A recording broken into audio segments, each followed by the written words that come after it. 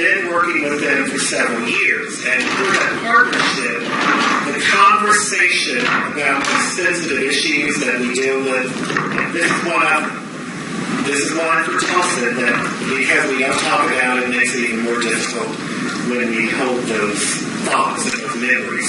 So we're going to get some thoughts from the panel in terms of what they saw, what they think, and they're going to take about 3-5 minutes just to share. And so if you would come forward and we'll just get your thoughts. I don't have an order for you yet. I'm Rick Baser. I'm Vice President and Chief Academic Officer for Tulsa Community College. And who's going to go from here? Continue with your comments. Okay. Kind of give you a quick background on me. I was a theater major as an undergraduate, and I've only been in Oklahoma not too long. I moved here from Sacramento, California, and when I did, I moved to Miami, Oklahoma, and it was somewhat of a culture shock getting there. One of the things, I've been at 6 different colleges. I'm really a community college person at heart, and I really love that multiculturalism that a community college brings in a metropolitan area, as well as the city of Tulsa. When I finally got around to getting to Tulsa 6 years ago, one of the things that I really loved about it was that multicultural aspect within the community. And one of the things that happened to me in my first couple of years was getting to be part of Leadership Tulsa. And I got to meet Hannibal, and I got to walk down through the streets and get to see some of those bronze plaques in the ground and see them come to life. As an educator, one of the things that I know is that I can lecture all day long and people go to sleep. But the one thing that really brings it to life is when you can put a face on it and you can make these things become dimensional. And that's really what I got from the cast and from the script tonight, was that it did put a face on things. It did bring some emotion to it. And it did make Tulsa a place that has a history which we need to embrace, but a future that we can do together. And we're starting to see that in Tulsa as a whole, especially the downtown area.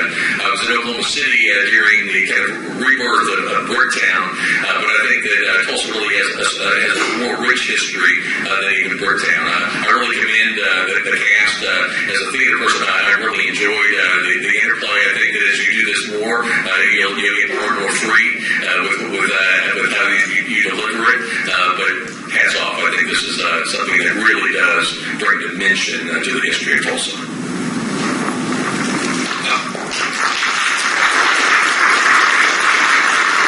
My name is Ben Bates. I teach English now at Langston University.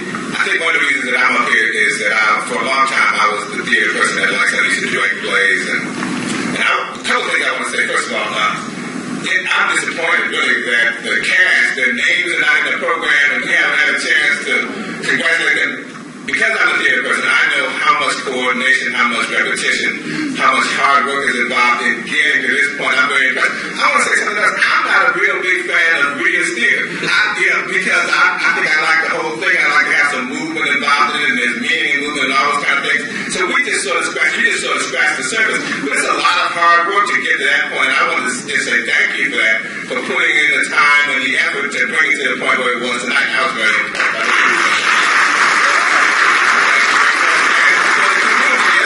And then I'll shut up. For the community to come together in the interest of remembering our history in this way is also very impressive. I'm not a Tulsa native either, and I'm not an Oklahoma either, since I've been here a long time actually, and I've learned a lot of Oklahoma history. Oklahoma has a fascinating racial history, and just the effort to keep it alive and keep sharing it among ourselves is very worthwhile. So I was happy for that too.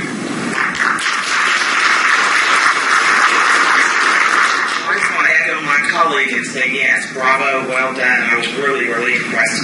I'm Dr. Sherry Tapp. I'm an associate professor in the Graduate School of Education in the College of Education at Oral Roberts University, and I've had the distinct pleasure of being an adjunct for both Langston and TCC. So it's like Oklahoma week up here. Okay. Dr. Dixon said be brief. I saw that, so I'll be brief. I want to applaud you, the cast, and everybody who had anything to do with putting this production together, because I'm sure a lot of people thought about doing what you did, but you did it. You made it happen, and I really, really applaud you for that. And secondly, I applaud you for recognizing and embracing the power of collaboration. That's been the theme. Dr. Dickens asked us to kind of think about themes that ran through, and one of them was certainly the power of us together as one. Together, different ethnic groups, different cultures, different backgrounds, nationalities, all that. I grew up in the San Francisco Bay Area of California, so I'm not a native Tulsa or Oklahoma either, but I really treasure and value none of us can make it alone. So I just really applaud you for making this happen. Hey, for making this happen, and you did an excellent job. I want to know when you're going to go on the road, because I want to bring your show to ORU, and I just want to commend you and say, let's keep moving forward together. Thanks. Thank you, my colleague, my sister. My name is Dr. Pauline Harris. I am the Human Rights Coordinator for Tulsa Public Schools. But I'm also an historian, and I teach African American history at Tulsa Community College. I've taught those courses there since 2003. But also, I'm on the John Franklin Center for Reconciliation Board. I am the chair of the documentary project, as well as the program director, program chair. The program was very enlightening, and as an administrator in the TPS system from the K-12 system, and Roger being disruptive in the classroom, I'm on the disciplinary review committee, and so I see a lot of those reports. But I thank you, Roger, but you redeemed yourself.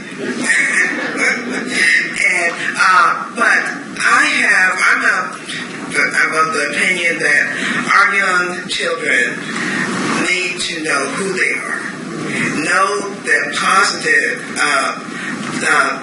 nature of the historical context, especially African Americans, as far as it's more than just a slave story, but just the story of Greenwood. How you take glass lemonades, bowl of lemonades, and make a lemon, and then you are able to transform it and make lemonades to the point where you have this thriving black community that is destroyed within certain hours because of racial tension that existed. But that history that goes back to statehood.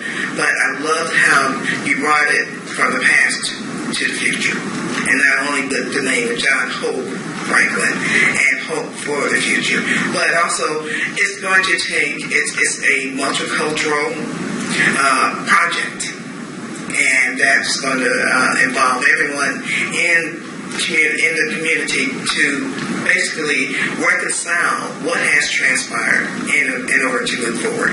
And you set a very good setting and medium tonight to make that happen.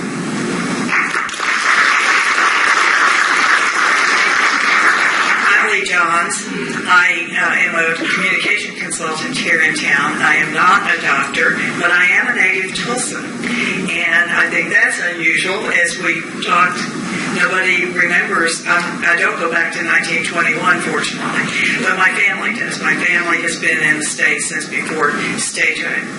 And I agree. I loved what you did to have the family for one thing, because that's how the stories were passed. The big narrative is that there was silence around the Race Riot, and as a community, a big community, that was true. But I've known about the Tulsa Race Riot my entire life, and the stories in my family had a store in downtown Tulsa. And the stories were that I know this for a fact, that my grandfather brought the African American employees of the store to their home in what's the Utica 15th Street area, and sheltered them in the neighborhood.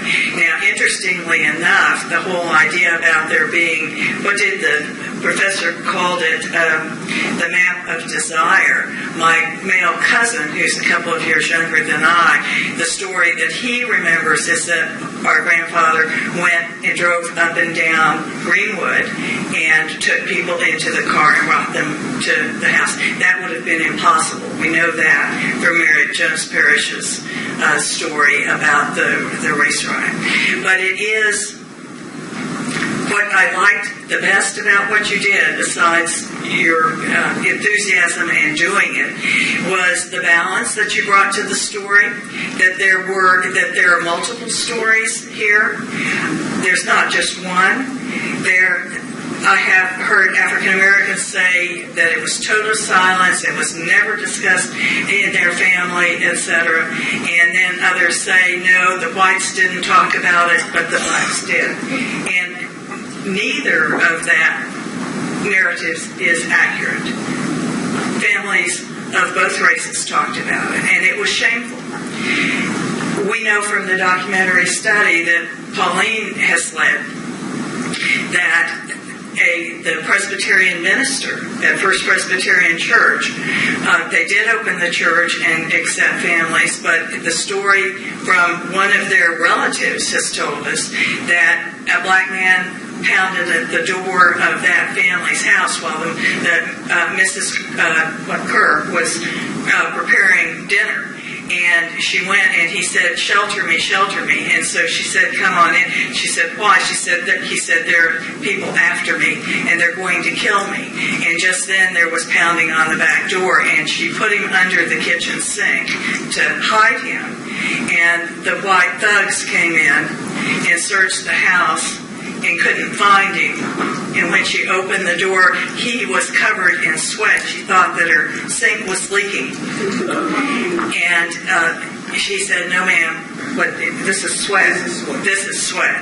And so she gave him her son's clothes to wear so that he could go in. So there's lots of narratives about this. The good news is that now we are having the discussions in open forums like this. I was involved in the establishment of John Hope Franklin Reconciliation Park.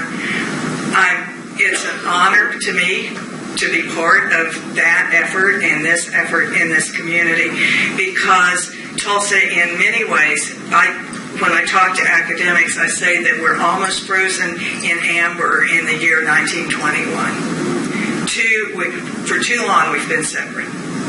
And yes, there are two Tulsas. And there needs to be one, and we need to work together to get to know each other. That's the most important thing. When we share our common humanity and share our own stories, then we can start to break down these divisions that we've had.